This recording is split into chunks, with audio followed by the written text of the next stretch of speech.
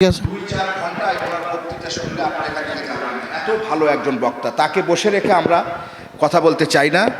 আমি সকলকে, আমাদের নেতা যিনি আজকে এখানে প্রধান অতিথি ছিলেন, শিবগঞ্জ উপজেলা মাটি ও মানুষের নেতা, 37 বগুড়া 2 শিবগঞ্জ নির্বাচনী আসনের ধানের শীষের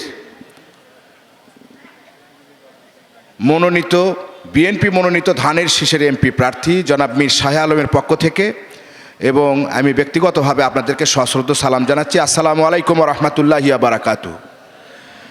আমি একটু পরিচয় করে দিই। আমার বাম পাশে উপস্থিত আছেন অত্র পার্শ্ববর্তী ইউনিয়নের সম্মানিত ভারপ্রাপ্ত চেয়ারম্যান জনাব আব্দুল হাকিম ভাই।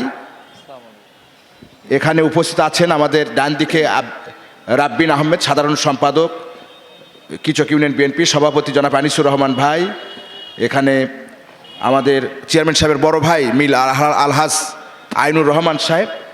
আর বিশেষ করে যিনি বিশেষ অতিথি হিসেবে এখানে উপস্থিত আছেন অত্র ইউনিয়নের সাবেক চেয়ারম্যান, উপজেলা কৃষক দলের সহসভাপতি, বিএনপি নেতা এবং আমাদের অত্যন্ত প্রিয় এই মাহফিলকে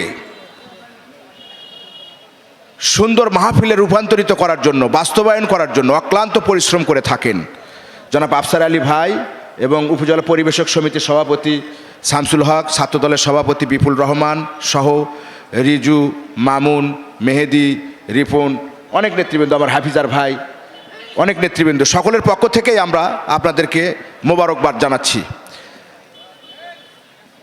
এখানে এই মাহফিলে ফ্যাসিবাদের সময় আপনাদের মনে আছে কোন মাওলানাকে তুলে দেওয়া হয়েছিল, বক্তৃতা করতে দেওয়া হয়নি?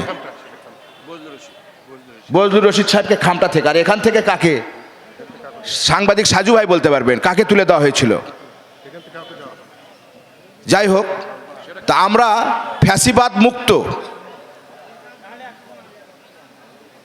সুন্দর স্বাধীন একটি বাংলাদেশে, সুন্দর পরিবেশে, কোনো রকম চাপ ছাড়া সুন্দর একটি মাহফিলে যে আল্লাহ পাক আমাদেরকে এখানে বসার তৌফিক দান করেছেন, সেই জন্য আমরা কি শুকরিয়া আদায় করব না?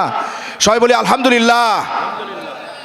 যারা এই মাহফিলকে আয়োজন করে থাকেন, আমার প্রিয় আফসার ভাই সহ, 2 গফুর সাহেব সহ, গাজী ভাই সহ, কমিটির অনেক সদস্যবৃন্দ, যুবক ভাইরা, বিভিন্ন ব্যবস্থাপনায় যারা দায়িত্বে রয়েছেন, তাদের সবার জন্য আমরা প্রাণ খুলে দোয়া করি। আর আপনাদের কাছে আমাদের আবেদন নিবেদন হচ্ছে, ইতিমধ্যে আপনারা শুনেছেন যে আমাদের নেতা জনাব মীর শাহ আলম, সাবেক উপজেলা চেয়ারম্যান, ধানের শীষের এমপি প্রার্থী, এই মাঠের জন্য এই অল্প কিছুদিন আগে 3 লক্ষ টাকার একটি বরাদ্দ দিয়েছেন। আবারও এখানে উন্নয়নের জন্য তিনি বরাদ্দ দেবেন।